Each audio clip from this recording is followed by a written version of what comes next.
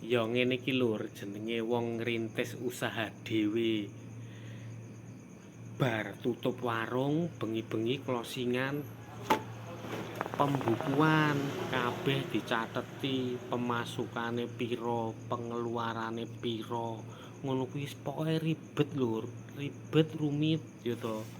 Urung ngitung duwite ya to. Ngitung duwite diitung sik. Lah, sesuk lagi mikir apa blonjo apa sing kudu dituku, disiapke, pengeluaran apa sing kudu dicepake, ijik kira-kira keuntungane pira, wis pokoke ribet lur.